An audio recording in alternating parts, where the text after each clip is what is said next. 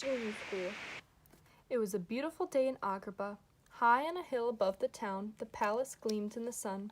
Aladdin looked up the building and grinned. "Last one to the palace," he began. "Is a rotten egg," finished Princess Jasmine. Suddenly, the air began to stir. In a blur of blue, a smiling genie took shape. "Did someone say eggs?" the genie asked. He held out a plate of scrambled eggs. "Thanks, Genie," Aladdin replied. "How'd you know I skipped breakfast?" But before Aladdin could even take a bite, a furry hand reached out and grabbed the plate of eggs. "Looks like Abu skipped breakfast too," Jasmine laughed, pointing at Aladdin's pet monkey. Abu handed Aladdin the empty plate. "Thanks, Abu," Aladdin said. He rolled his eyes. "You're more fun than a barrel of monkeys." "You said it, Al," the genie said. The genie snapped his finger and said, "Kazam!" Suddenly, a big wooden barrel appeared out of nowhere. "No offense, Abu," the genie said as a dozen monkeys popped out of the barrel and began to sing and dance. At the end of their song, the monkeys took a bow, then they climbed back into the barrel, and in a flash, it disappeared. "Wow," Aladdin gasped. "What a great trick." "Where'd you learn to do it?" asked Jasmine. "Well, in Genie School, of course," the genie said. "Genie School?" Aladdin repeated. "Is there really such a place?" "You bet," the genie said. "Just close your eyes and you'll see." Aladdin and Jasmine closed their eyes. Abu covered his eyes, but he still peeked. Then the genie snapped his fingers and said, "Kazam!"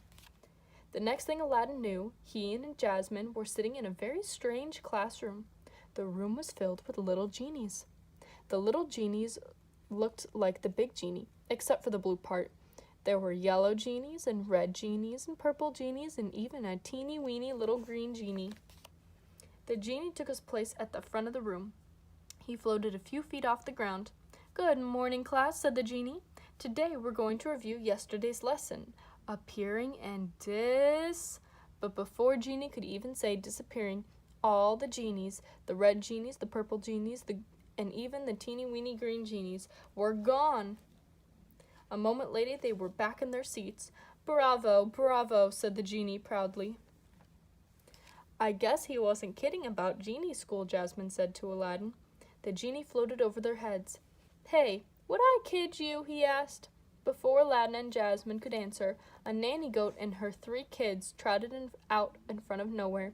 They erased the chalkboard with their tails, and when it was clean, the genie made the goats disappear. "Now, let's do some mathematics," said the genie. "Math?" groaned the teeny-weeny green genie. "Who needs math?" "Everyone," said the genie, "especially genies. Think about it. We're supposed to give out 3 wishes. That's it. No ifs and or buts. If you don't learn your numbers, who knows how many wishes you might grant? Your work would never be done. Now, count along with me," the genie said. 1, a 2, a 3. When the math lesson was over, the little genies had some milk and cookies. "The genie is a pretty good teacher," Aladdin said. He finished his 3rd cookie. "But I also know a few tricks." "Really?" cried Jasmine. "Show me." "You just saw one," grinned Aladdin. "I made 3 delicious cookies disappear." He bowed.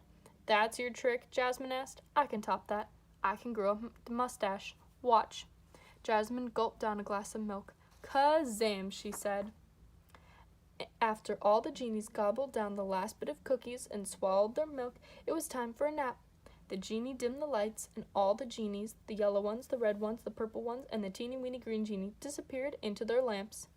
After a short snooze, the genies were ready to learn their ABCs. "A is for apple," began the red genie. He snapped his finger, and an apple appeared on his desk. "B is for banana," a yellow genie said next. She snapped her fingers, and a banana appeared on her desk.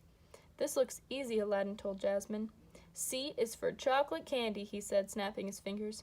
1 snap, 2 snap, 3 snaps. Nothing happened. "C is for chocolate candy," Aladdin said even louder. He snapped again 3 times. Nothing. All the little genies giggled. The teeny-weeny green genie laughed so hard he fell off his chair.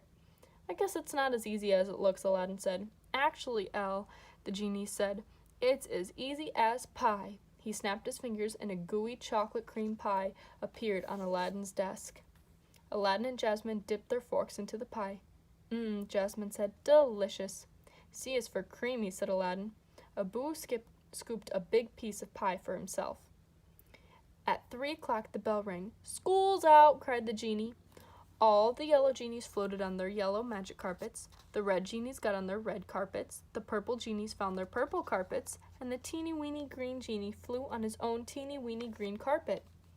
"How are we supposed to get home?" asked Aladdin. "We don't have flying magic carpets," said Jasmine. "Kazam!" cried the genie.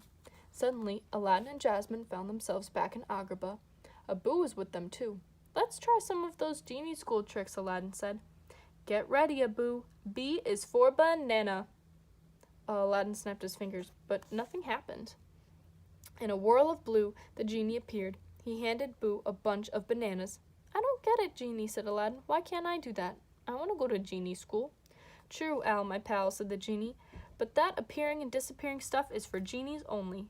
To make his point, the genie waved goodbye and disappeared. The end.